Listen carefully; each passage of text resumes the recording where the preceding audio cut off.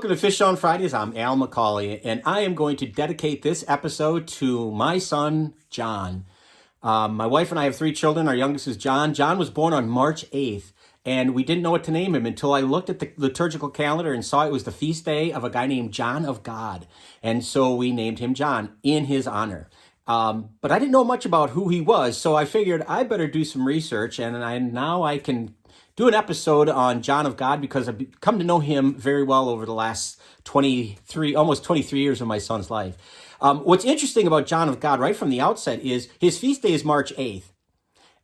It was the day he died, but it was also the day he was born. So I don't know. I'm sure maybe there are other saints that have had that happen, but if there are, I don't know who they are. It's just interesting that you're born and die in the same day.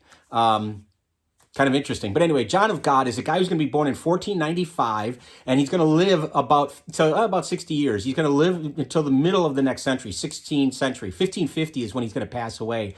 He's a Portuguese soldier, and he's really given to a life of frivolity.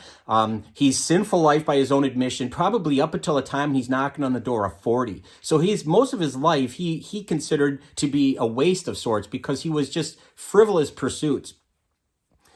When he realized that the errors of his way, he decided to go almost in the extreme opposite direction.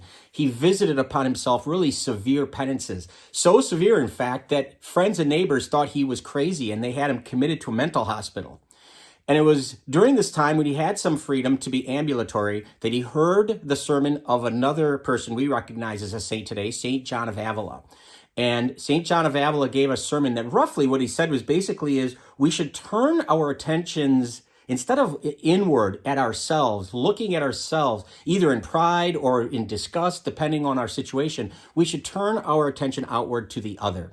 When we pay attention to others, we don't have as much time to worry and think about ourselves. And this made a huge difference to John of God. He became a changed man. And so much so that he left the hospital, and he went out into the world, and he became very conscious of the poor and the sick in society. He became a healthcare worker in Spain. In fact, he purchased a house, and he used it to populated it with people who were sick in society. He would go out into the streets and beg for food so he could bring it back and give it to the people he was trying to nurse back to health. He would solicit the help of priests to hear confessions. He would ask doctors and nurses to donate to their services, which they gladly did because they saw him as a holy man. They recognized what he was trying to do was the good of building up other people and building them back to health. Eventually, this enterprise became so vast, so large, that he expanded it to include widows and orphans, prostitutes, people who were unemployed. He wanted to give a place of comfort and hope. And so if they were homeless, he gave them that. And so he was just a remarkable man. One story in particular is pretty interesting from his life. There's a story of a nearby hospital that had caught fire, and the fire was raging, and there were people inside. And he ran in time after time to pull the sick out and carry them out in his own hands.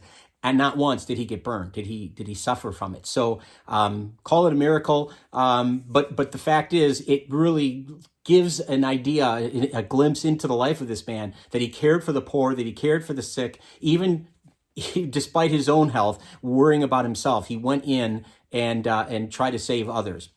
Unfortunately, another incident where he's going to try to help somebody who was a drowning man was in a river, and he jumped in after him and saved the man. But unfortunately, he caught pneumonia, and he's going to die again, about 55 years of age, on his birthday, no less, March 8th, and that's just the way it is. But about 20 years after his death, a group of men who followed him, who really took his example to heart, started a religious order called the Brothers Hospitallers, and they decided to use him as their patron, if you will, as their example, as their model, and they cared for the sick, the poor, the people who had mental disorders, any kind of person in society that suffered in mind, body, or spirit. They wanted to help.